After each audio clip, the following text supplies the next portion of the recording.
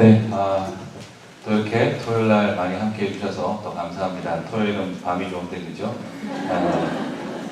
이렇게 같이 오셔서 말씀을 같이 나눌 수 있게 해주셔서 더 감사하고요. 또 바쁘신 주일 준비 때문에 바쁘실 텐데, 또 목사님들께서 또 함께 해주셔서 감사합니다. 자, 어저께는 우리가 실패와 좌절로부터의 회복을 다뤘고요.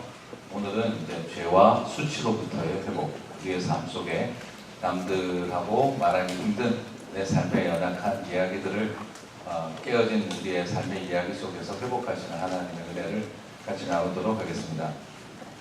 제가 청년 사역을 한 12년을 했어요.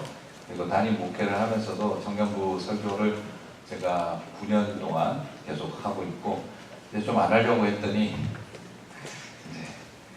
청년들이 또 들어오라 그래가지고 사실 한 달에 한 번만 들어가려고 하다가 이제 또 다시 2번씩 들어가야 되는데, 주일마다 설교 4번씩 이렇게 하고 있어요. 그래서 청년들 설교하러 들어가는 시간이 참 이렇게 쉽지는 않지만 이제는 그래도 또 기쁜 마음으로 계속해서 이렇게 하게 되어졌는데요. 청년 사역만 11년, 그리고 또 이렇게 어른 목회가 전 처음에 걱정이 많이 됐어요. 왜냐하면 대학 청년부 사역만 12년, 13년을 했고, 또 그 다음에 영커플 사역을 하다가 갑자기 담임 목회를 하려고 하니까, 물론 교부 사역을 하긴 했지만 많이는 하지 않았기 때문에 굉장히 제가 걱정이 많이 됐어요. 실제로 제가 어른들에게 어떻게 적응할까, 이것도 어려웠지만 어른들께서 저를 적응하는데 굉장히 힘들어하셨어요. 앞에 목사가 자꾸 많이 좀 거칠게 나오고 청년들하고 쓰던 용어들을 막 사용을 하니까 이걸 웃어야 되나 울어야 되나 하는 그런 애매한 일들도 여러 번 있었고, 피차 적응을 그렇게 했죠. 그래서 대학 청년부 사회 갈 때는 워낙 청년들이 그냥 그때 또 한때 한참 유행했던 게 이 소대나 씨의 배꼽티 유행할 때는 정말 앞에서 참 쳐다보고 있기 당황스러운 일이 한두 번이 아니었어요. 근데 그걸 전혀 흔들리지 않았어요. 근데 이제 어른 사회로 들어오니까 세팅된 머리에 짙은 화장과 정장을 안고 앉아 계시는 우리 자매님들을 쳐다보기가 더 힘들더라고요. 어디를 어떻게 해야 될지. 그만큼 이렇게 환경의 변화가 저한테 굉장히 참 많았는데요. 청년 사역을 하면서도 굉장히 제가 처음에는 근데 굉장히 힘들었던 적도 있었어요. 왜냐하면 청년들에게 이렇게 같이 사역을 하다 보면 너무 뜨거운 열정이 좋고, 찬양하는 모습이 좋고, 또 섬기는 모습이 너무 좋아서 같이 이렇게 사역을 했는데, 하다 보니까 실망할 일이 또 많이 있는 거예요. 야, 우리 애들도 장난 아니더라고요. 그렇죠? 그러니까 찬양하고 기도할 때 그 뜨겁고 열정적이던 모습과 달리 의외로 이렇게 사고를 엄청 쳐요. 그래서 제가 한동안 속지 말자 찬양발, 속지 말자 기도발 막 이러면서 제가 청년들에 대한 굉장한 그게 좀 많았어요. 뒤로 호박씨 까는 게 정말 장난이 아니더라고요. 그래서 청년부 호박씨 청년에 제가 막 그렇게 붙일 정도로 아이들도 장난 아니게 사고를 많이 쳤어요. 근데 처음에는 잘 이해가 안 갔는데 젊은이들을 가만히 보니까 어떤 공통점이 있더라고요. 그게 뭐냐 그러면 상처와 죄에 같이 묶여 있는 거예요. 자, 무슨 말이냐 그러면 상처 때문에 죄를 짓고, 죄 때문에 상처를 받는 거예요. 이게 무슨 말인지 이해가 가시죠? 근데 제가 청년 사역 13년을 하고 나서 이제 어른 사역을 하다 보니까, 담임 목회 10년을 이제 하면서 어른들을 겪어보니까 어른들도 비슷하더라고요. 상처 때문에 죄 짓고, 죄 때문에 상처받고 있더라고요. 무슨 말이냐 그러면 죄를 짓고 나면 상처를 받아요. 희한하게 죄 지은 사람이 죄를 짓고 나면 우리 그런 말 있잖아요. 망고 낀 놈이 썩낸다고 하는 말 있잖아요. 망고는 자기가 껴놓고 옆에서 냄새 막 이러면은 괜히 머쓱해하고 막 힘들어하고 그래요. 그런 것처럼 자기가 뭔가 사고를 치고 죄를 짓고 나면 그 다음부터는 사람들이 말만 하면 자기 이야기하는 것 같고, 그리고 가다가 눈 마주쳤는데 그냥 쓱 지나가면은 저게 나한테 쌩간다 이렇게 생각하게 되고, 그리고 사람들이 뭔가 모여서 뭔가 행동만 하고 있으면 전부 다 저건 나를 놓고 이야기하고 있는 거다. 그러면서 어느 틈에 죄를 지은 사람을 교회가 용납하고 수용하려고 하는데 자기가 상처받았다 하면서 떠나는 경우들도 있어요. 그게 뭐냐면 죄가 우리에게 상처를 만들어내더라고요. 근데 또 반대로 상처 입은 사람들이 죄를 지어요. 그게 무슨 말이냐 그러면, 마음에 어렸을 때부터 가진 마음의 상처가 많은 사람들이 놀랍게도 자기 안에 있는 굶주림과 자기 안에 있는 열등감과 자기 안에 있는 어떤 그 굉장히 치열한 경쟁심과 두려움들이 상처가 있다 보니까 그 두려움과 굶주림들이 오히려 나로 하여금 그것을 해소하기 위해서 죄를 정당화하는 거예요. 그래서 내 안에 사랑이 굶주리니까 돈으로 사랑을 살려고 하게 되고, 내 안에 죄로 인해 상처로 인해서 가슴속에 갖고 있는 두려움 때문에 해서는 안 될 행동들을 하게 되고 필요 없는 것들에게 의지하기 시작하고 그런 죄가 시작되는 거죠.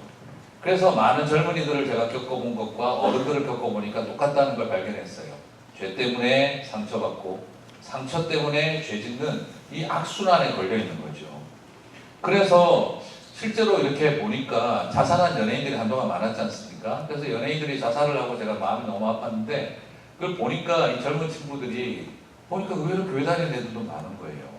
그냥 그러니까 어른들은 저거 다 예수 못 믿은 거다 그러니까 자살했지 이렇게 말하는데 꼭 그렇게 단순하게 말하는 문제는 아닌 것 같아요. 걔들은 홈페이지에 들어가보고 그렇게 자기들 소셜미디어 이런 데 들어가서 보니까 그냥 그렇게 적어놓은 거예요. 이제 괜찮다. 주님이 너와 함께 하신다고 하셨다. 걱정하지 마라. 그걸 적어놓고 그 다음날 새벽까지 술 먹다가 자살을 한 애도 있고, 그리고 장례식에서 친구가 나와가지고 이 친구 연예인이 조가를 부르는데 내 친구가 가장 좋아하던 노래 당신은 사랑받기 위해 태어난 사람, 그거를 장례식에서 부르더라고요. 제가 그걸 보면서 얼마나 저 안에 왜 저렇게 됐었을까. 그게 바로 뭐냐면 죄와 상처에 묶여 있는 거예요. 그래서 그 두 가지 무비 트랩과 같이 거기에 사탄이 우리를 딱 묶어놓은 건데, 그렇게 하면 사람이 어떻게 되냐 그러면 죄에 대해서 회개하라 이렇게 하면 가슴속에서 뭐가 일어나냐면 상처가 발동하기 시작해요. 당신이 뭔데 나보고 회개하라 그래? 네가 내 상처를 알아? 당신이 내 고통을 알아? 내 눈물을 알아? 내가 얼마나 찢어진 가슴을 안고 살아왔는데 내 상처를 모르면서 죄를 가지고 이래라 저래라야 하면서 네거티브한 반응을 보여요.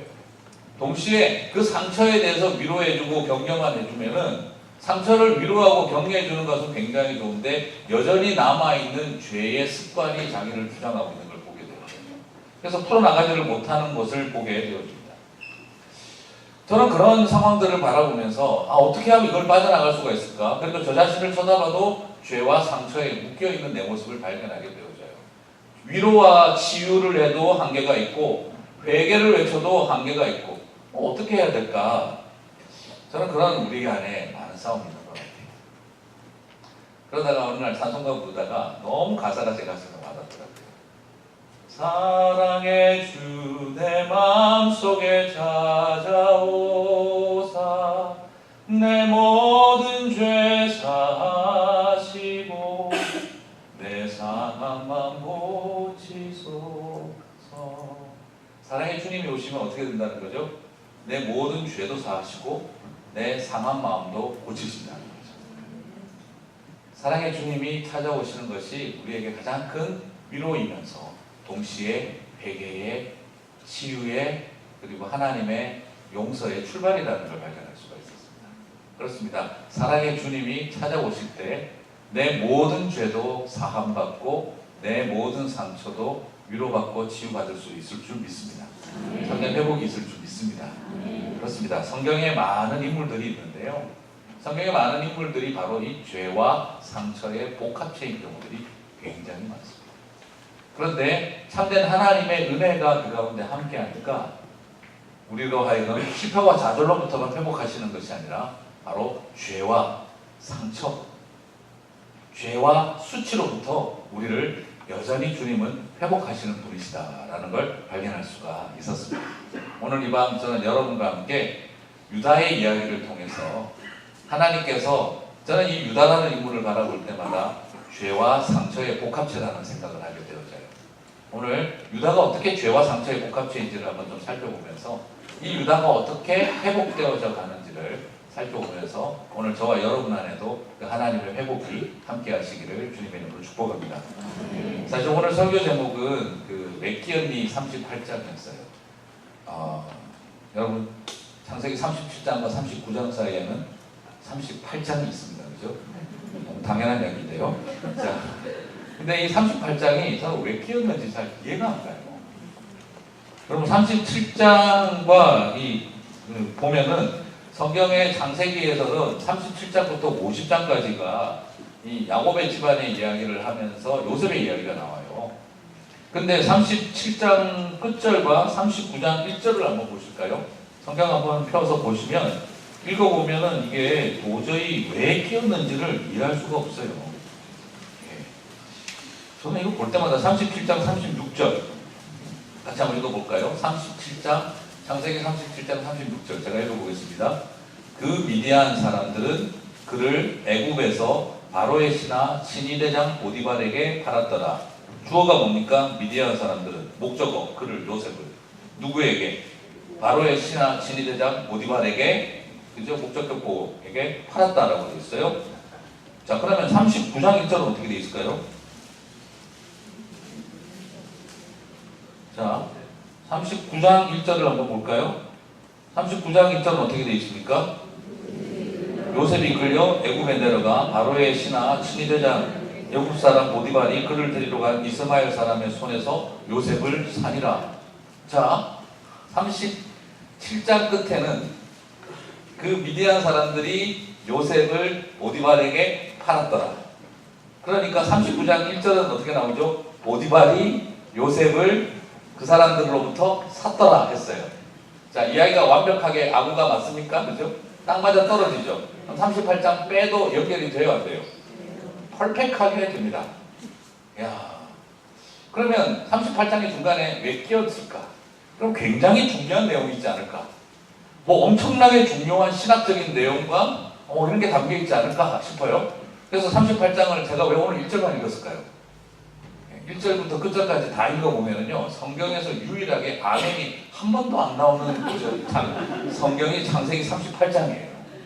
읽어보면은요 아멘 안 나오고요 오맨 할 거밖에 안 나와요. 이게 지금 뭔 이런 내용이 다 있대. 지금 이게 지금 팔았고 뭐 이방 사람에게 가서 이스라엘을 보게 하고 이방 여인과 결혼해서 애 낳고 아들 둘이가 하나님 보시기 앞에서 죽었고, 그런데 또 이 형사치수원이라고 하는 우리 대한민국 이 유교 사상에서 볼 때 이 쌍문 같은 제도를 이걸 이용해서 또 지금 하려고 하는 가운데 또 막 이 그냥 지저분한 이야기가 나오면서 그러다가 또 죽고, 그러다가 또 며느리와 시아버지가 이게 그냥 되게 며느리인지 아내인지 아들인지 손자인지 헷갈리는 그런 출산 이야기가 지금 나오는 이 지저분한 이야기가 처음부터 끝까지밖에 안 나와요.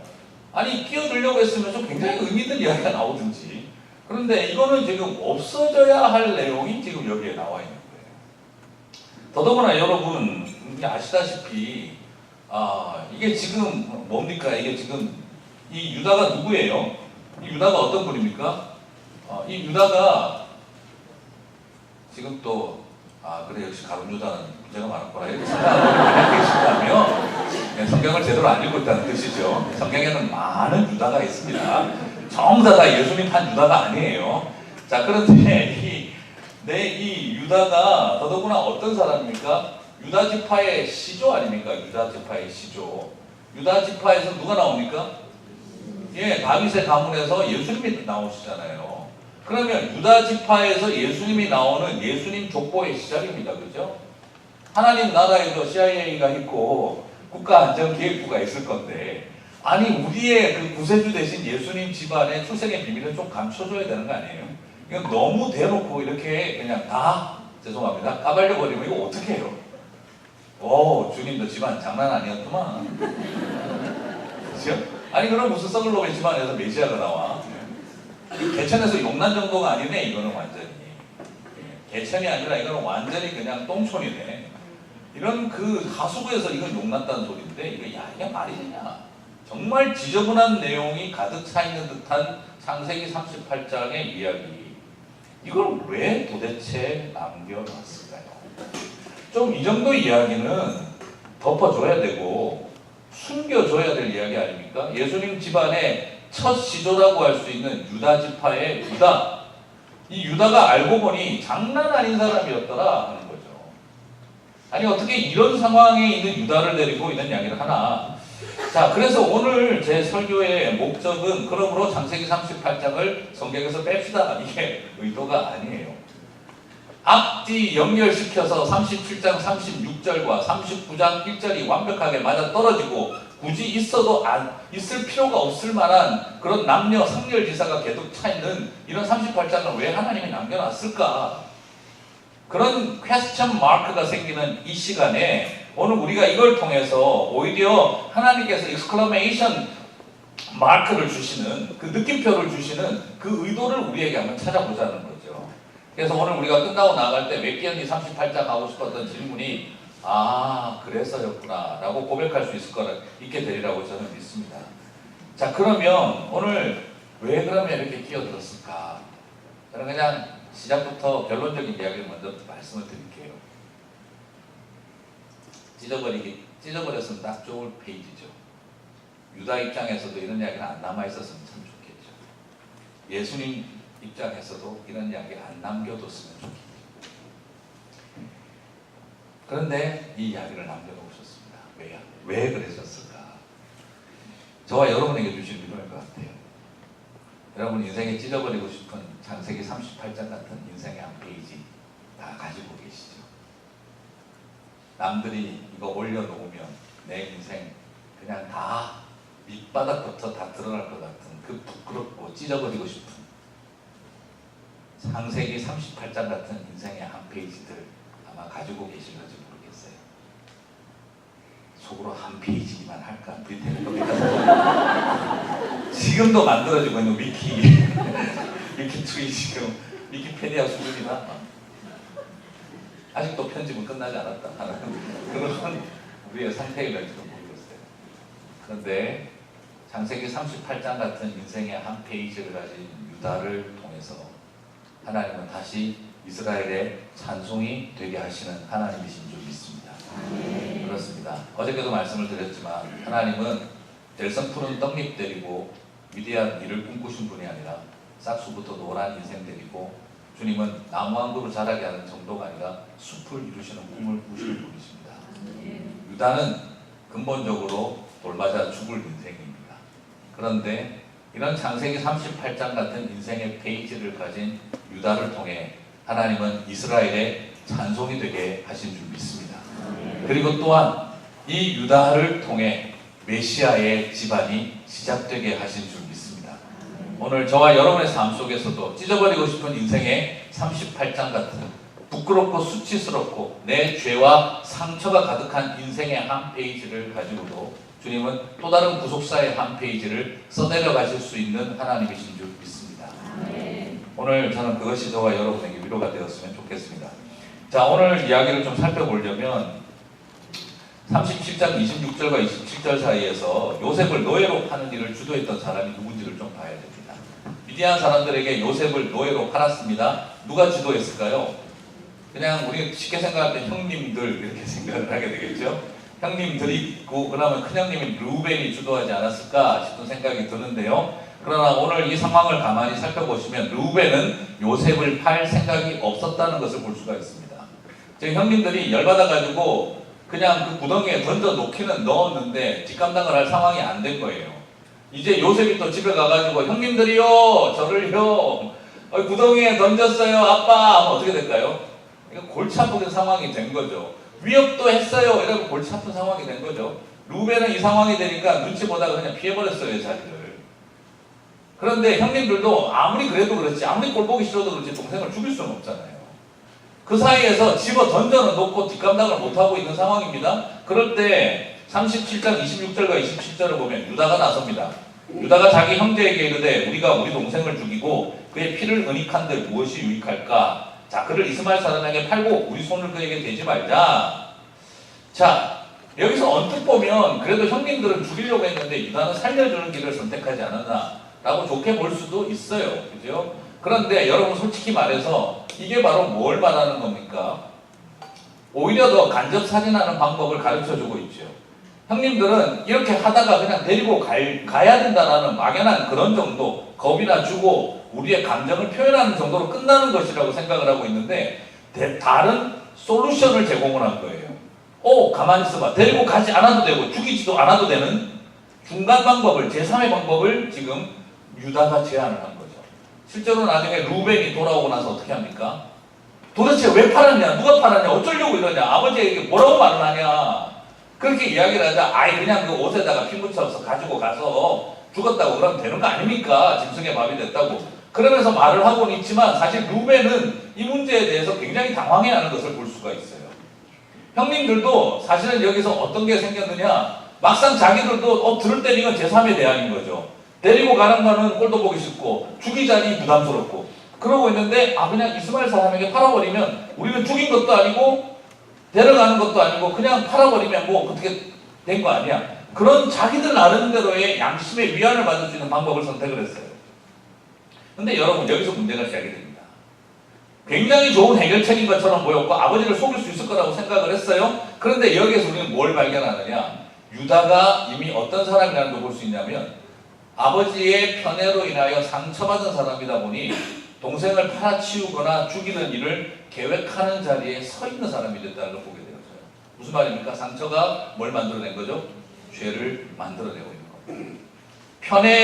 편애에 의한 상처받은 사람, 꼴도 보기 싫은 동생, 항상 저것은 색동옷을 입고 다니고 우리는 그냥 종들과 다를 바 없는 상태. 그 당시 시대의 채색옷은 우리 시대에 그냥 다 입는 옷하고 개념이 달라요. 우리 한국 사람들이 백이민족이라 그러잖아요. 순결과 거룩을 추구해서 백이민족이 아니에요. 돈이 없어서 흰색만 입었던 거예요. 염색을 못해서.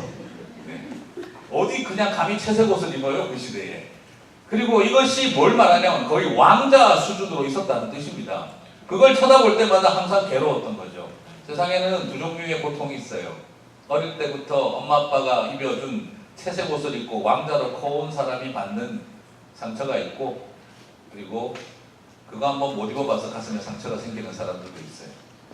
부모가 입혀주지 못한 색동옷 평생 내 손으로라도 입어보려고 몸부림치는 삶이 생기기도 하고, 우리 안에 두 종류의 고통이 생깁니다. 오늘 여기에 한 남자는 채워지지 못한 사랑에 대한 굶주림이 결국에는 저놈의 동생 치워야 되겠다라는 생각을 하게 된 거죠. 상처가 뭘 만들어낸 겁니까? 죄를 만들어냈어요. 근데 참 놀라운 거는요, 여러분 한번 질문 던져볼게요. 믿음의 조상 아브라함, 이삭, 야곱, 믿음의 조상들이잖아요. 질문 들어가겠습니다. 좋은 아빠였을까요? 지금 이러시는 분들이 굉장히 많으세요. 좋은 아빠였을까요? 믿음의 조상들은 훌륭한 아버지였을까요? 아버지밖에 안 가도 돼. 제일 일기로 입수하셔야 될 분들이셨어요. 믿음의 조상들 자식 교육 잘했었겠지? 그렇게 믿고 싶으신 거죠. 전혀 그렇지 않았습니다. 이삭은 아버지 꼴도 보기 싫어했어요. 창세기 순서를 보게 되면은 이삭이 아버지 장례식 치르고 난 다음에 그랄 땅으로 이집트로 가다가 그랄 땅에서 리브가를 누이라고 속이는 이야기가 나오는데, 그러나 모든 주석학자들이 다 알고 있지만 순서가 바뀐 거예요. 먼저 떠났어요. 먼저 이집트로 내려갔어요. 아버지 죽기 전에. 왜 그랬느냐? 참 아브라함도 참 헷갈리시는 분이세요. 왜냐하면 사라가 죽고 난 다음에 좀 연세가 100살이 넘어가셨으면 좀 자중하시지, 또 첩을 들이셔가지고 또 애를 여럿을 낳았어요. 참 그 나이에 능력 있으신 분이세요. 제가 볼 때는. 그 꼴을 쳐다보고 있는 이삭이 보기가 좋았겠습니까? 평생 조강지쳐 엄마 가슴에 못질을 하더니 결국에는 어머니 돌아가시자 또 젊은 사람을 아내로 들여가지고 뭐하는 짓이야. 이 꼴저꼴 보기 싫어가지고 아브라함이 집을 떠나버렸습니다. 이집트로 내려가 버렸어요. 무슨 뜻이죠? 아버지 죽어도 장례식도 안 오겠다는 뜻입니다. 이해가 가시죠? 근데 하나님께서 붙잡아 주신 거예요. 그리고 너도 똑같은 놈이다 이거만. 그걸 보여주신 거죠. 네 애비가 했든지 너도 똑같이 하는 인간이다. 그걸 보여주시죠. 이삭도 그렇게 상처받은 사람이에요. 아버지에게 상처받은 사람. 그럼 이삭도 나중에 그러면 그래서 이삭이 일부일처제로 살아요. 무슨 뜻이겠습니까? 아버지 하는 꼴 보고 난 아버지 같이 안 산다 생각을 했던 거죠. 그러고 나서 이삭도 나중에 애를 낳습니다. 둘을 얻었어요. 둘을 얻었는데 당연히 편애 없이 잘 사랑해야 될 거 아니에요. 근데 이삭도 어떻게 합니까? 에서를 편애합니다. 그죠? 그럼 야곱이 어떻게 됐을까요? 편애에 상처받은 사람이에요. 이삭이 보니까, 에서는 보니까 너무 귀한 거예요. 이삭은 약간 좀 느낌이 어떻습니까? 땅만 파면 뺏기고 그냥, 죄송합니다. 혹시 영어 이름 이삭 있으실까? 약간 조금 그 마마보이 같은. 그죠? 엄마 어릴 때 너무 늦게 늙음하게 얻은 아들로 엄마에서 늘 그렇게 커왔고 그냥 와가지고 이거 내 우물이다 그러면 뺏기고 그냥 가고 하는 약간 조금 죄송합니다. 조다스러운 면이 없잖아 있는 그런 모습이 있어요. 하나님께서 그래서 잘 돌봐주시지 않았나 싶어요. 하도 답이 없으니까 얘는 답이 없다. 그래가지고 팠다 그러면 그냥 우물이 펑펑 터진 거죠. 남들은 평생 한 번 찾기 힘든 우물을 얘는 팠다 그러면 우물이 터져요. 이게 뭐냐면 너무 약하니까 안 되겠다. 내가 조금 책임져야 되겠다. 하나님 부담 상당히 많이 느끼신 거예요. 근데 에서가 태어났어요. 이게 그 약간 마마보이 같은 집에 에서가 태어났어요. 몸이 붉고 털이 많아요. 터프한데 털까지 많으면 뭐라 하느냐면 털프가이라고. 자, 이런 털프가이가 하나 태어났어요. 그럴 때 얘는 내가 지금까지 본 적이 없는 내 안에서 나올 수 없는 캐릭터가 나온 거예요. 몸이 붉고 털이 많고 얘는 뺏기지도 않고 빼앗고 와요. 볼 때마다 어떻게 했습니까? 어떻게 내 속에서 이런 자식이 나왔을까? 여러분 우리 자매님들 그런 거 아시죠? 기가 막히게 쌍꺼풀 수술 잘 나와가지고 결혼을 했는데 애 태어날 때 뽀록 날까봐 굉장히 걱정을 하고 있는데 애가 쌍꺼풀을 갖고 태어났을 때 밀려오는 감동이 있잖아요. 수술도 유전되나? 막 이 생각을 하면서 엄청난 감동이 오지 않습니까? 지금 이삭의 입장에서 에서가 태어났어요. 뭐 이런 인간이 나 있는지를 알 수가 없어요. 어떻게 내 속에서 이런 인간이 나왔을까? 근데 야곱을 찾아보니까 어떻습니까? 엄마 치마폭에서 요리하고 딱 옛날 자기 못난 모습 그대로예요. 자기랑 똑같이 생겼어요. 야곱은 이삭 입장에서 볼 때. 그러니까 에서를 볼 때마다 어떻습니까? 그 털을 맨날 만지면서 어떻게 내 속에서 이런 자식이 나왔을까? 자랑스러운 거예요. 자신 안에 있는 상처가 또 다른 어떻게 되버린 겁니까? 트랜스폼드 되지 못한 나의 상처는 다시 트랜스폴드 되기 시작했어요. 절이 되기 시작했어요. 에서는 아버지의 편애로 인해서 망가지고 엄마의 사랑을 덜 받다 보니 엄마의 사랑을 덜 받은 존재로서 망가지고 또 이 여자 저 여자 데리고 와서 부모들의 근심이 되기 시작합니다. 야곱은 또 동시에 사랑받지 못한 아들로 아버지 사랑을 못 받아봤던 그 굶주림 때문에 결국 형의 자리를 노리게 되죠. 그렇게 편애에 상처받은 아들이었다면 야곱은 어떻게 됐을까요? 좋은 아빠 됐어야 될 거 아닙니까? 근데 12명의 아들 중에 2명만 편애로 사랑했어요. 나머지 10명은 집안에 있는 종보다 더 나을 바 없는 인생입니다. 사랑받지 못한 여인의 아들로 태어난 죄로 자신이 사랑하지 않은 여인의 아들들이었다는 죄로 나머지 10명의 아들들은 있으나 마나한 존재들로 취급을 당했어요. 그 상처가 죄를 만들어내게 됩니다. 그래서 아브라함과 이삭과 야곱을 쳐다보고 있으면 그 속에 끊임없는 상처가 죄를 만들고 죄가 다시 상처를 만들어내는 악순환의 고리 속에 있었던 나쁜 아빠들이었어요.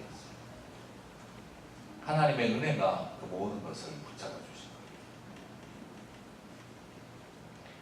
너무 이걸 가지고 우리 아버지들께서 위로를 삼으시면 안 됩니다. 봐라, 나도 나쁜 아버지 괜찮아. 그렇게 하시면 안 돼요. 저는 믿음의 조상들의 집안에도 여전히 부끄러웠던 모습이 많았다는 것. 그리고 우리 자신들도 정신 차리지 못하면 내 상처를 그대로 만들어줄 수 있는 존재들이라는 걸 그대로 발견하게 되어져요. 그러면 바로 그 상처로 인해서 유다는 어떻게 되었습니까? 유다는 부모에게 받았던 상처로 인해서 동생을 팔아치우는 죄를 저질렀습니다. 그러고 나서 집에 돌아왔어요. 그런데 아버지가 어떻게 합니까? 아버지가 당신의 장막에 들어가서 야곱이 울면서 나오질 않습니다. 집안 분위기 엉망이 됐습니다. 형님들이 이 상황에서 불똥이 자기들에게 튈까봐 더더구나 노심초사하게 되겠죠. 그러면 그 순간이 되어지면 사람들은 어떤 현상을 일으킬까요? 이 모든 사태에 대한 범인을 찾아야 될 거 아닙니까? 우리가 이 일이 왜 이 모양이 이렇게 됐나? 이제 아버지하고 관계 안 돼도 불편했는데 더 나빠졌다. 이게 다 누구 때문이죠? 유다 너 때문이다. 라고 형제들과의 관계가 불편해질 수 있는 상황이라는 걸 미루어 짐작을 할 수가 있게 됩니다. 어떤 느낌이었을까요? 참 우리 형님들 웃긴다. 니네들도 원했던 거 아니야? 니네들도 저 요셉 꼴도 보기 싫었던 거 아니야? 속으로 죽었으면 좋겠다 생각했던 거 아니야? 그래 내가 니네들 원하는 대로 다 해줬더니 이제 아버지 분위기 나빠지고 집안 분위기 망가지니까 그 책임을 다 나에게 떠넘기겠다고? 꼴도 보기 싫네요. 나는 이제 아버지도 잘못 만난 재수없는 아들이고 이제 형님들도 자기 입장 난처하니까 나를 버리는 그런 자리에 서 있구나. 나는 부모도 없고 형제도 없다. 여러분 제가 왜 이런 이야기를 드리냐 그러면 오늘 우리가 읽었던 창세기 38장 1절 때문에 그래요. 창세기 38장 1절에 어떻게 내용이 나오고 있습니까?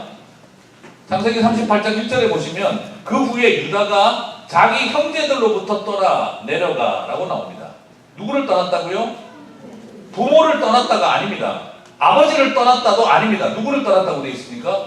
형제들을 떠나. 무슨 뜻이죠? 어차피 아버지하고 관계는 깨진 지 옛날부터 오래고 그냥 송아지 성님 쳐다보듯이 그냥 멀뚱멀뚱 쳐다보는 관계였고 아버지는 나한테 관심 없는 거 내가 알고 있고 그리고 그나마 의지하고 살았던 거는 서로 받는 형제들끼리 서로 의지하고 살아왔는데 이제는 형제들도 꼴도 보기 싫다. 여기에 대한 그 감정이 성경 창세기 38장 1절은 어떻게 반영하고 있습니까? 형제들로부터 떠났다라고 하고 있어요. 이제는 유다의 인생이 어떻게 되어졌다는 겁니까? 나는 아버지만 떠난다는 말이 아니라 이제는 함께 똘똘 뭉쳐 동생을 같이 팔던 그런 범죄 음모도 같이 하던 형님들과의 관계도 깨어졌다 이 말입니다. 무슨 뜻이죠? 나는 더 이상 이놈의 여러분 그럴 때 뭐라고 합니까? 가정이랑 안 하고 집구석이라 그러죠? 나 이제 이놈의 집구석 너무 빨리 나오니까 당황했어요. 이놈의 집구석 떠난다고 가버린 거예요. 이게 무슨 뜻이죠? 나는 더 이상 하나님의 백성이고 하나님의 자녀고 이스라엘이고 뭐고 다 때려치웠다는 거예요. 나는 더 이상 이놈의 집구석의 식구가 아니다. 그리고 떠나서 그가 어디로 간 겁니까? 이방 사람에게 가서 이방 여인과 결혼을 합니다. 그리고 일부일처제를 선택합니다. 이삭이 리브가 한 여인과 결혼했습니다. 그때 아버지와의 상처가 한 여인을 향한 사랑으로 나타났습니다. 여기는 아버지를 향한 독한 분노가 형제들을 향한 미움이 사랑받지 못한 여인의 아들로 태어난 죄가 그로 하여금 나도 한 여자만 데리고 끝까지 사랑하며 책임지겠다. 일부일처제를 지킨 창조적 정신을 지킨 아름다운 모습이라고 말하기보다는 오히려 어떤 쪽입니까? 그 내면의 상처가 일부 다처제가 성행하던 시절에 그것을 거부하고 나는 아버지같이 안 산다 이 말인 거죠. 어떤 일이 있어도 내 아버지같이 나는 안 산다 이 말입니다. 믿음의 조상이면 뭐하냐? 자식들 가슴에 대목 박아가면서 그리고 저렇게 하나님 앞에 이스라엘이라는 이름 가졌으면 뭐하나? 나머지 10명의 자식들의 가슴 속에는 대못을 박아놓는 저런 아버지 밑에서 나는 하나님의 자녀가 보고 다 필요 없고 나는 거기서 형제도 없는 인간이고 나는 저 이방 여인과 결혼해서 한 여자와 함께 나는 평생 나는 당신들보다 더 사랑하고 나는 당신들보다 더 온전한 가정 이루고 살 거다. 오히려 유다의 가슴 속에 있었던 그 깊은 분노들이 저는 여겨지고 느껴집니다. 그런 자리에서 한 여인과 결혼하고 아들 셋을 낳았습니다. 그의 마음속에 어떤 생각이 들었을까요? 됐다. 난 저 예수 믿는 저것들보다 더 바르게 산다. 하나님의 자녀라는 우리 아버지보다 나는 더 훨씬 바르게 산다. 한 여인을 선택하고 세 아들을 얻고 최선을 다해 사랑하고 뭐 종교 그런 거 다 필요 없고 내가 하나님이고 뭐고 없어도 상관없이 나는 내 마음대로 열심히 최선을 다해 사랑하며 우리 가족 이루고 살 거다. 그렇게 살아가던 이지만 이제 모든 것이 다 성공한 것 같았습니다. 이민 떠나서 집안 떠나서 이주하고 그리고 거기에서 나는 이제 하나님 없어도 됐다. 그런데 그 가정에 다시 죽음의 이야기가 들어오기 시작합니다. 큰아들이 결혼하고 며느리 다 말도 없고 아들이 태어나기 전에 큰아들이 하나님 보시기에 악한 죄로 인하여 죽어버렸습니다. 그리고 나서 또 형사취손이라고 하는 그 당시 사회제도 풍습에 따라 또 다시 둘째라 다만 며느리가 동침을 했는데 형님의 재산을 차지하고 싶은 욕심 때문에 여러분 이걸 또 보고 피임하면 죽는다 이렇게 적용하시면 안 돼요. 큰일 날 얘기입니다. 그게 아니라 형님의 재산을 자기가 다 차지하고 싶은 욕망 때문에 등수를 성적인 요리개로만 삼고 그리고 재산에 대한 욕심 때문에 더러운 삶을 살다가 또 죽어버렸어요. 아들 둘이 죽었습니다. 그리고 아들 둘이 죽었으니 아내가 어떤 상황이 됐을까요? 와이프가 그 충격을 견뎌내지 못하고 고통받다가 와이프도 죽었어요. 나는 우리 아버지하고 다르게 살고 싶었고 나는 충분히 행복하게 살아가고 있다고 생각을 하는데 그 가정에 죽음의 그림자가 들어오면서 아들 둘이 죽고 아내가 죽었어요. 그래서 남은 아들이 하나밖에 없는 상황에서 다시 부사를 있게 해주기 위해서 형사치수원 제도를 하려고 하는 일을 거부하기 시작합니다. 그러면 여러분 며느리 나만이 어떻게 될까요? 친정으로 가면 되지. 옛날에 그렇게 할 상황이 아니에요. 그 당시 사회에서 여성들은 아이를 갖지 못하면 자기 남편에게 배당되어진 재산을 상속받을 수가 없습니다. 그럼 여성들이 할 수 있는 마지막 선택이 뭘까요? 기업 물자를 찾지 못하면, 오해를 찾지 못하면 그 다음에 해야 할 일은 몸을 파는 일을 할 수밖에 없어요. 지금 쉽게 말해서 유다가 며느리를 어떻게 몰아가고 있는 거죠? 몸 파는 여인이 되도록 만들어버린 겁니다. 이 여인은 거기서 어떤 의미에서 그래 당신이 나를 이 모양으로 만들어 간다면 나도 그러면 몸을 파는 여인이 될 수밖에 없겠지. 그리고 자신의 시아버지를 선택을 합니다. 그리고 나서 쌍둥이를 임신을 합니다. 보통 그런 일이 생기면 시아버지 입장에서 어떻게 하면 되냐, 마을 사람들한테 말만 하면 됩니다. 내 며느리가 부정직하게 임신을 했으니, 부정하게 임신을 했으니 알아서 처분해 주십시오 하면 마을 사람들이 돌로 쳐서 죽여줍니다. 그런데 시아버지 유다가 과도하게 화형장을 만들고 뱃속에 들어있는 아이와 함께 며느리를 불태워 죽이려고 주도하고 있습니다. 뭘 발견할 수 있습니까? 이 과한 형 집행을 하고 있는 이유가 뭐겠습니까? 자기 속에 있는 상처가 죄를 만들고 그 죄가 다시 상처를 만들어내기 시작하자 그 자기 안에 있는 모든 분노를 이 며느리에게 다 쏟아놓는 거죠. 너 하나 이 집안에 들어오고 나서 내 아내도 죽고 내 아들 둘도 죽었다 하는 우리 한국 드라마에서 아주 많이 보는 전형적인 대사가 나올 부분입니다. 자기의 분노를 며느리에게 다 쏟아붓고 있습니다. 이 며느리는 시아버지의 분노를 다 뒤집어 쓰는 그 집안에 들어온 죽음의 그림자는 다 뒤집어 쓰게 됐습니다. 그런데 너무 아이러니하지 않습니까? 한 명의 아내와 두 아들을 잃었는데 지금 자기 손으로 이 여인과 뱃속의 두 아들을 불태워 죽이려고 하는 기가 막힌 아이러니 속에 그가 던져지고 말았습니다. 그때 그 상황이 왔었을 때 그 화영장에서 며느리 다말은 아버지가 당신의 시아버지가 이 뱃속의 아이들의 주인이라고 하는 도장과 지팡이를 꺼내놓습니다. 그런 상황이 왔었을 때 어떻게 했을까요? 미국의 어떤 대통령처럼 I don't have any sexual relationship with this woman, 루인스키 뭐 이렇게 할 수 있었을 건데, 근데 여기서 느릿한 남부 억양으로 아무 말도 하지 않고 여기에서 유다가 고백합니다. 내가 잘못했다. 이 며느리가 옳도다. 인생의 터닝 포인트는 어디서 시작되는 걸까요? 가장 수치스럽고 부끄러운 자리에서 스스로를 변명하지 않고 이 모든 것이 나의 문제였습니다 라고 고백한 그 고백이 유다의 인생의 전환점을 일으켰습니다. 여러분, 저는 오늘 여러분과 함께 이 유다와 같은 삶이라고 한다면요, 이건 어디 가서 말도 못할 부끄러운 인생입니다. 이스라엘의 수치지, 이게 어떻게 이스라엘의 잔송이 될 수 있겠습니까? 그런데 하나님은 이런 유다를 이스라엘의 잔송이 되게 하셨습니다. 그리고 그 이방 여인인 다말 사이에서 태어난 아이가 바로 다윗의 가문 예수 그리스도의 족보의 시작점이 되었습니다. 사랑하는 성도 여러분, 이것이 오늘 우리에게 보여주고 있는 의도는 뭘까요?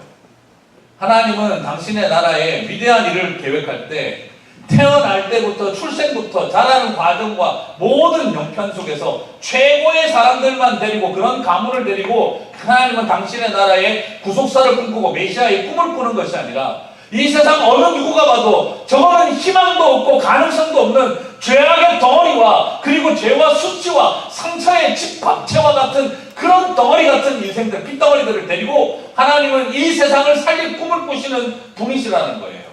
그러므로 오늘 저와 여러분에게 하나님 하실 수 있는 메시지는 뭐냐? 주님 하나님 예수 그리스도 앞에서 용서받지 못하고 다시 시작하지 못할 어떤 인생도 존재하지 않는다 이 말입니다. 여러분의 삶 속에 어떤 상처가 있었든지 그 상처가 나를 어떤 죄로 몰아갔든지 그리고 그 죄가 어떤 상처를 만들어내고 그 상처가 다시 어떤 죄를 우리들에게 만들어내었든지 간에 동생을 파는 죄와 그리고 또 아내와 아들을 잃어버린 자리에서 며느리와 부적절한 관계로 아이를 낳은 그 죄를 가졌던 어떻든 간에 주님은 그들의 인생이 회개하고 돌이키기 시작할 때 주님은 그들을 통해 당신의 나라를 꿈꾸시고 메시아의 꿈을 꾸시는 분이시다는 것입니다. 찢어버리고 싶은 창세기 38장 같은 부끄러움과 수치의 인생의 한 페이지를 가지고 우리 하나님은 이 세상을 살리는 구속사의 한 페이지를 만드시는 분이시다 이 말입니다. 오늘 그 하나님이 저와 여러분의 하나님이신 줄 믿습니다. 그렇습니다. 우리 예수님은 100% 하나님 100% 사람이셨기 때문에 공감하지 못할 어떤 연약함도 존재하지 않습니다. 그분은 사람이셨기 때문에 우리의 연약함을 공감하지 못할 어떤 연약함도 존재하지 않습니다. 동시에 해결하지 못할, 용서하지 못할 어떤 큰 죄도 존재하지 않습니다. 하나님이시기 때문에 저와 여러분의 죄와 연약함을 완전히 공감하실 수 있는 그분, 그리고 저와 여러분의 어떤 부끄러운 수치와 죄도 다 용서할 수 있는 그분, 하나님이시며 사람이신 그분이 오늘 저와 여러분을 지금도 치유하고 회복하시는 분이신 줄 믿습니다. 오늘 그 일이 저와 여러분 가운데 일어나게 되시기를 바랍니다. 그리고 한 가지 더 이야기 드리고 싶습니다. 오늘 우리가 여기서 하나 더 바라볼 수 있는 것은 창세기 38장만 있는 게 아닙니다. 오늘 이 이야기를 통해 하나님께서 이런 절망 가운데 있는 사람들을 우리에게 살리는 것도 나오지만 그러나 이 일은 먼 미래만을 위한 이야기가 아니었습니다. 또 뭐가 있습니까? 창세기 44장을 보면 저는 너무 충격적인 감동을 받습니다. 창세기 44장이 이제 어떤 내용이 나오냐면 7년 흉년이 들고 나서 이제 이스라엘도 굶어 죽을 판이 됐잖아요. 그죠? 그래서 사람들을 보내지 않습니까? 사람들을 보내가지고 이제 아들들이 가서 애굽의 총리 대신이 되어버린 요셉을 못 알아보고 식량을 얻으려고 할 때 난 니네들을 못 믿겠으니 형님 한 명을 볼모로 잡아두고 인질로 잡아두고 돌아가라. 다음번에 베냐민을 안 데리고 오면 얘도 안 풀어주고 식량도 안 준다. 너희들을 스파이로 볼 거다. 그냥 황당해가지고 와서 아버지한테 보고합니다. 아버지 식량을 얻어오기는 왔는데 형님 한 명이 잡혔습니다. 그리고 다음번에 베냐민을 안 데리고 오면 안 풀어준다고 합니다. 그리고 곡식도 안 준다고 합니다. 어떻게 하면 좋을까요? 베냐민 데리고 가야 합니다.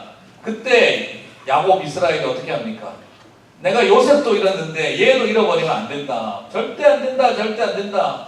근데 나중에 굶어가고 죽어갈 상황이 오자 어떻게 합니까? 형님들이 말하지 않겠습니까? 아버지 그냥 내비둬도 우리는 이제 굶어 죽을 거고 베냐민을 데리고 가면 죽든지 살든지 하지 않겠습니까? 그냥 굶어 죽는 꼴을 보시겠습니까? 시도해보고 선택하시겠습니까? 결국 이스라엘이 어떻게 합니까? 베냐민을 데리고 가라. 그래서 베냐민을 데리고 왔습니다. 그러자 애굽의 총리 대신인 요셉이 베냐민을 옆에 앉혀놓고 정말 지극정성으로 돌봐줍니다. 그리고 돌아갈 때 곡식 자루를 다 하나씩 줬어요. 그런데 여러분 다 아시는 것처럼 우리 총리 대신이 점을 칠 때 쓰는 그 그릇을 누가 훔쳐갔다. 범인을 잡아라. 그러자 그 형님들이 모여서 말을 합니다. 그럴 리가 있습니까? 절대 아무도 하지 않았습니다. 마음껏 뒤져보십시오. 그래 우리 총리 대신께서 말씀하시기를 그 그릇이 나오는 사람만 잡아오고 나머지는 돌려보내라고 그랬다.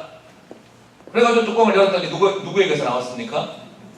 네, 베냐민 그 자루에서 나왔지요. 베냐민 자루에서 나오자 그래서 그 총리 대신이 보낸 사관들이 뭐라고 합니까? 가라. 너희들은 가라. 우리는 얘만 잡아가겠다. 그런데 거기서 형님들이 이상한 반응을 보입니다. 아니 되옵니다. 하며 같이 애굽의 궁궐까지 다 따라옵니다. 여러분 성경을 조금 자세히 보실 필요가 있어요.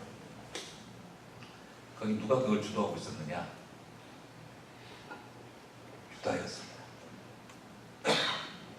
그리고 유다가 와서 말합니다. 우리와 이 잔이 발견된 자가 다 주의 종이 되겠습니다. 옛날 유다가 어떤 사람이었어요? 요셉 하나 팔아치워서 우리끼리 잘 살자 하는 사람이잖아요. 근데 지금 유다가 어떻게 바뀌었습니까? 이 동생과 함께 우리가 종이 되겠습니다. 요셉을 종으로 팔아치우던 사람, 지금 베냐민을 넘기는 게 아니라 같이 종이 되겠다라고 나서기 시작합니다. 무엇을 뜻할까요? 동생 종으로 파는 일에 주도하던 유다가 이제 동생이 종이 되는 것을 막기 위해서 종이 될 걸 각오하는 유다로 바뀌기 시작합니다. 그리고 30절에서 보니까 아비의 생명과 아이의 생명이 서로 결탁되었거늘 이제 내가 주의 종 우리 아비에게 돌아갈 때 우리가 아이와 함께하지 아니하면 아비가 아이의 없음을 보고 죽으리니 이같이 되면 종들이 주의 종 우리 아비의 흰머리로 습히 음부로 내려가게 함이니이다. 안됩니다. 안됩니다. 우리 이 아이를 데리고 가야 합니다. 우리 아버지의 생명과 이 베냐민의 생명이 서로 하나가 되어 있습니다. 이 아이가 안 돌아가면 우리 아버지 죽습니다. 그러므로 데려가게 도와주십시오. 이걸 누가 말했을까요? 유다가 말합니다. 어떻게 알았을까요, 이걸? 유다가 자식 둘 죽는 꼴을 본 애비 아닙니까? 자기가 아들 둘 죽는 걸 봤던 아버지 아닙니까? 자기는 요셉 하나 팔아치우고 10명의 아들이 있는 줄 알았지만 10명의 아들이 있어봐야 죽은 아들 하나에 대한 슬픔을 이길 수 없다는 걸 그는 누구보다 잘 알고 있는 사람이었어요. 자기가 했던 짓이 무슨 짓인지 자기가 아들 죽는 꼴을 보고 난 다음에 그는 자신의 죄에 대해서 이해하기 시작했던 겁니다. 그래서 세상 어느 누구도 몰라도 내가 아들 둘 죽는 걸 본 아버지이기 때문에 우리 아버지가 요셉도 잃어버렸고 얘마저 잃어버리면 우리 아버지 못 산다는 건 누구보다 잘 아는 사람이 되어버렸습니다. 자기가 지은 죄로 인하여 받았던 상처가 이젠 다른 사람들의 마음을 이해하는 사람으로 유다가 바뀌고 있었던 걸 보게 되었습니다.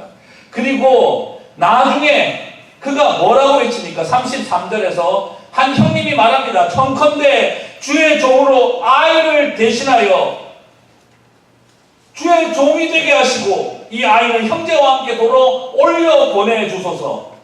이 말을 누가 했을까요? 역시 유다가 합니다. 총리 대신이시여 나를 노예로 삼아주시고 내 동생을 아버지에게로 형제들과 함께 돌려보내주십시오. 제가 종이 되겠습니다. 여러분 여기서 지금 어떤 일이 일어나고 있는 겁니까? 옛날 요셉에게 우리의 피를 손에 묻힌 들 뭐가 유익하겠느냐? 저 이스마엘 사람에게 팔아버리자! 종으로 팔아버리던 일어나던 요셉이 지금 뭐라고 말하고 있습니까? 요셉 앞에서 말하고 있는 거예요. 내가 베냐민을 대신해서 종이 되겠사오니 제발 이 동생을 보내어 주십시오. 여러분 요셉이 그냥 갑자기 형님들 보니까 정을 억제치 못해서 눈물이 터져 나온 게 아니에요. 지난 세월 피해자였던 나라는 인생을 하나님께서 이렇게 빚어오셨구나 하는 걸 그가 알고 있었습니다. 그러나 궁금하지 않았겠습니까? 내 인생을 이 모양으로 만든 내 형님은 어떻게 됐을까? 그런데 이유는 모르겠는데 지금 내 형님이 내 앞에 앉아 있습니다. 그리고 나를 종으로 팔아치우던 그 형님이 지금 이유는 모르겠는데 나를 쳐다보면서 말하기 시작하는 거예요. 하나님 주인이시여 나를 당신의 종이 되게 해주시고 내 동생을 돌아가게 해주십시오. 그때 그가 몸을 깨달았겠습니까? 하나님이 내 인생을 빚어오신 것처럼 저 잔인하던 유다 형님을 우리 하나님께서 뭘지 모르겠지만 다시 몰딩하고 쉐이핑하고 새로 지어주셨구나. 여기에서 그는 하나님이 하신 일이 뭔가를 보게 되어진 겁니다. 그 순간 요셉은 정을 억제치 못하고 온 애굽의 궁궐이 떠나가도록 소리를 지르며 울부짖기 시작을 한 겁니다. 걱정하지 마소서. 그때 신앙 고백이 나오는 거예요. 당신들이 나를 판 게 아니라 하나님이 나를 먼저 보내셨습니다. 저는 오늘 이 말씀을 통해서 저는 이야기를 드리고 싶습니다. 그렇습니다. 창세기 38장이 없었더라면 지금 창세기 44장에서 유다가 왜 이런 행동을 하는지 우리는 이해할 수 없었을 겁니다. 그래요. 상처가 죄를 만들고 죄가 상처를 만들고 다시 그 상처가 죄를 낳는 자리에서 그는 자신의 죄와 상처를 다 돌이키고 아버지 앞에 돌아가서 자식들은 아버지의 심정을 자기가 알고 그리고 평생 살아왔던 부끄러웠던 삶에 대해서 결단하고 이젠 형님들의 리더가 되어져서 애굽의 총리 대신 앞에서 내가 베냐민을 요셉을 팔아치운 내가 더 이상 베냐민까지 족이 되게 할 수 없다. 가해자였던 지난날의 삶을 돌아보고 회개에 합당한 열매를 맺기 시작하자 요셉이 신앙 고백이 터져 나옵니다. 그리고 그 가정에 치유와 회복이 시작되어진 거예요. 저는 이걸 믿습니다. 우리의 삶의 비극적인 가정사를 구속사의 한 페이지가 되게 하신 하나님의 섭리가 저와 여러분 가운데 함께 하시기를 주님의 이름으로 축복합니다.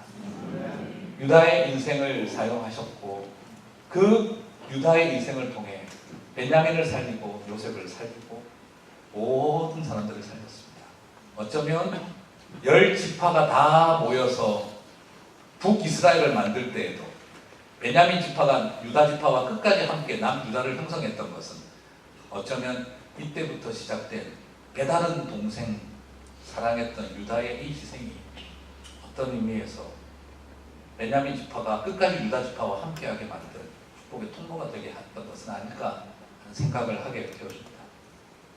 사랑하는 성도 여러분, 우리의 삶 속에 비극적인 가정사가 있습니다.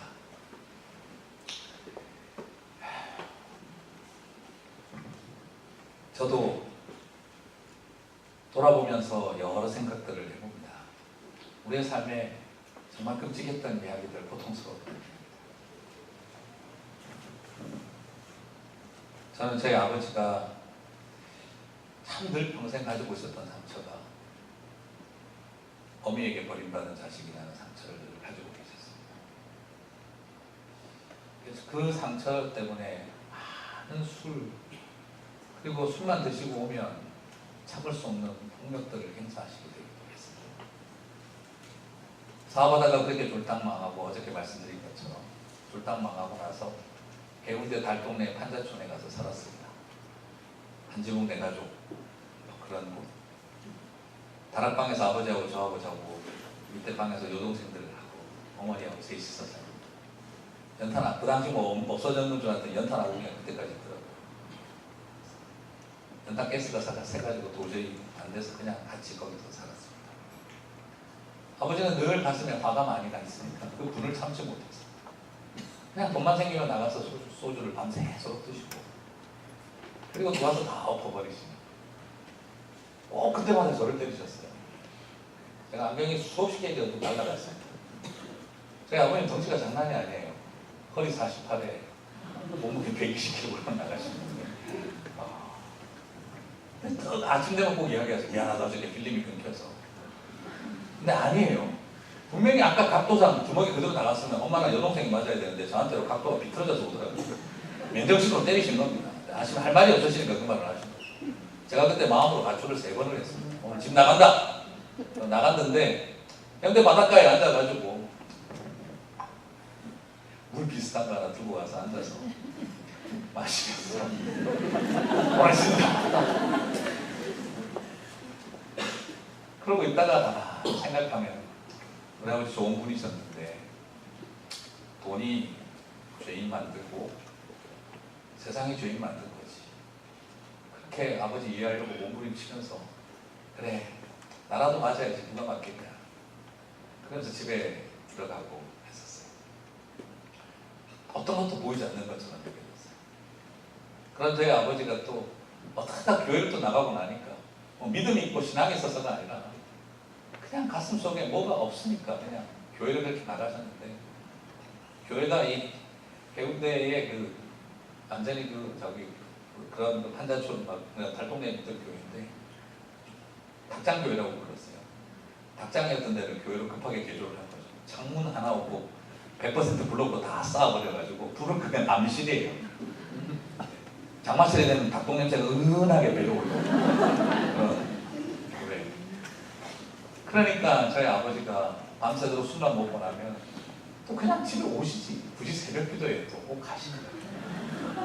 주님을 뱃속에 영접했으면 충분한데 굳이 또 여기까지 가셔가지고.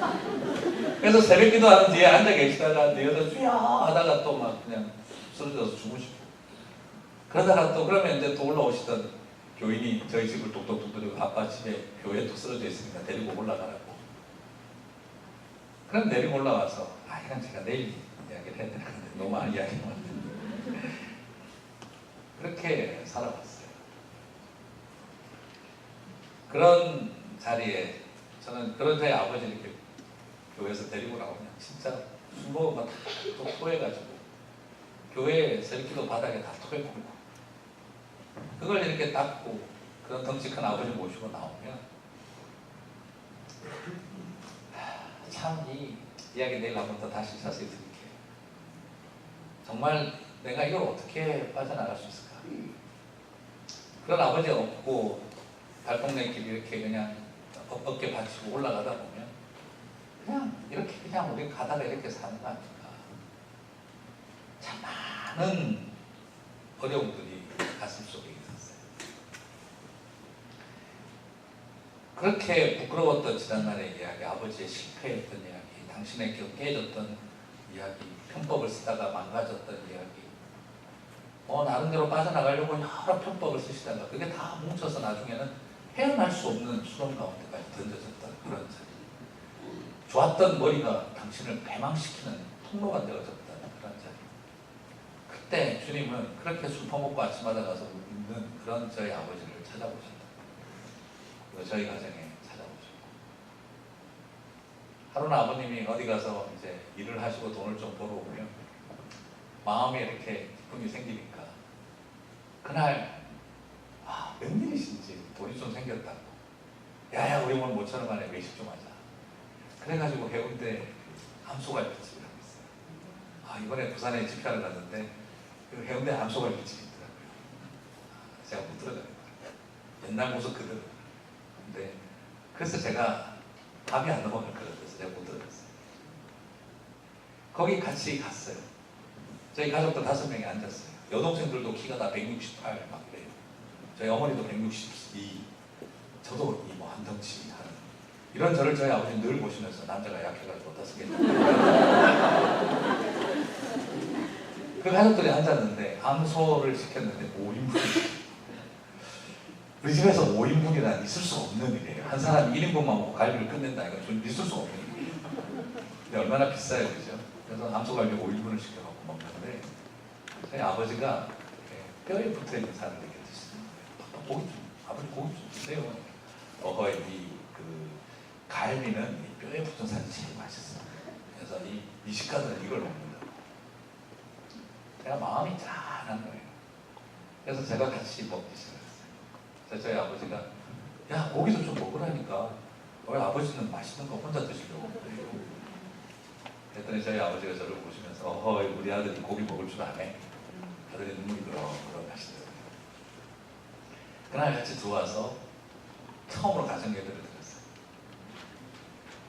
방 하나 다락방 하나 있는 그 연탄 아궁이 집에서 처음으로 예배를 드렸는데 조가상간도 그 찬양을 일단 먼저 부르고 나는 만족하네.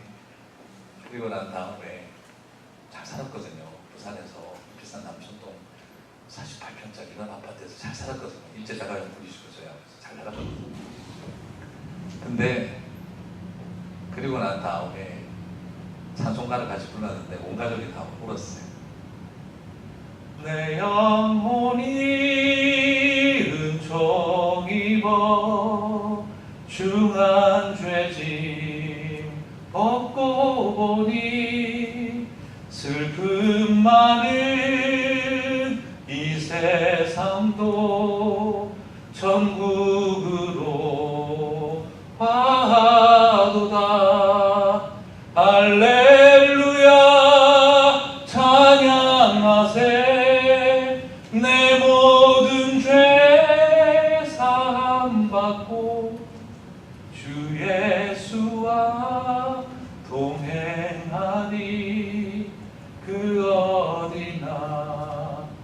하늘나라. 그 찬양을 부르는데 너무 눈물이 나요. 내 영혼이 근총이고 중한 죄짓 벗고 슬픔 많은 이 세상도 천국으로 가도다. 그래, 하나님 나라가 여기에 임하는구나. 할렐루야 찬양하세. 내 모든 죄 사함받고 주 예수와 동행하니 그 어디나 하나. 그때 우리 가족들이 같이 앉아서 우리 지난날 예수님 모르고 살아왔던 죄악된 삶, 그 죄가 만들어낸 상처의 연속, 그 모든 것들을 우리 주님이 다 치유하신다. 이제 우리 이런 학고강에 살지만 우리는 천국을 사는 거다. 온 가족이 그때 얼마나 많이 울었는지.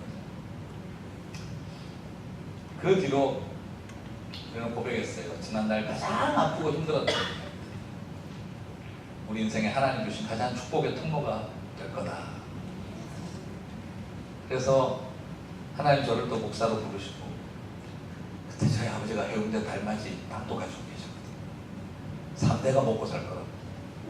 어디서 소스를 얻어가지고 사놨는데 할아버지가 그 도박하다 날리셨는데 이번에 가서 보니까 장난이 아니고 3대가 아니라 6대가 먹고 살 것 같아요. 그때 그거 보면서 제가 저희 아내하고 이야기했습니다. 저 땅에 있었더라면 우리가 예수를 믿었을까? 그리고 난 목사가 됐을까? 가장 고통스러웠던 실패와 고통, 그리고 저희 아버지의 부끄러웠던 선택과 방향. 그러나 이제는 그 모든 것이 다 은혜였음을 고백할 수 있는 통로가 된 줄 믿습니다. 저와 여러분의 삶 속에 찢어버리고 싶은 창세기 38장 같은 인생의 한 페이지 있으십니까? 그렇습니다. 그렇다 할지라도 주님은 그것을 구속사의 한 페이지가 되게 하실 줄 믿습니다. 나의 죄와 나의 상처, 그 모든 수치가 가득한 우리의 삶의 이야기들을 오히려 하나님은 당신의 더 아름다운 구원의 통로가 되게 하시고, 찢어져 버린 그 가정 안에 유다와 요셉을 하나 되게 하시고, 유다와 요셉을 회복시킬 뿐만 아니라 바로 이스라엘의 찬송으로 유다를 세워 메시아의 역사가 시작되게 하신 줄 믿습니다. 오늘 지금 저와 여러분이 겪고 있는 창세기 38장 같은 인생의 한 페이지가 우리의 가슴을 짓누르고 있을 때에도 주님은 하십니다 하는 것을 바라보는 저와 여러분이 되시기를 바랍니다. 하나님은 나의 가능성을 바라보시고 우리를 쓰고 계신 것만이 아니라 우리 안에 가장 부끄럽고 가장 죄가 가득하고 가장 깊은 수치가 가득한 우리의 인생들을 통해서도 우리 하나님은 당신의 구원 역사에 또 다른 한 페이지가 되게 만들어 가시는 하나님의 은혜가 있는 줄 믿습니다. 오늘 이번에 이 부흥회를 통해서 실패와 좌절의 자리에서 회복시키시는 하나님의 손길뿐만 아니라 바로 내 죄와 수치와 상처의 흔적으로 가득 차버린 그 자리에서도 여전히 회복을 일으키시는 하나님의 손길이 저와 여러분 가운데 넘쳐 흐르시게 되기를 주님의 이름으로 축복합니다. 그렇습니다. 하나님의 은혜는 세상과 사람을 바꾸는 희망입니다. 유다를 바꾸신 하나님을 찬양합니다. 저주의 역사를 희망의 노래로 바꾸신 주님을 바라봅니다. 내 인생 어떤 38장 같은 인생의 한 페이지를 가지고 있다 할지라도 구속사의 한 페이지가 되게 하시는 하나님의 손길이 오늘도 저와 여러분을 향하여 살아있는 줄 믿습니다. 그 역사 앞에서는 하나님의 백성들 되시기를 주님의 이름으로 축복합니다. 이 시간 다시 한번 다 함께 한번 반주 좀 부탁드리겠습니다. 한번 기도했으면 좋겠는데요.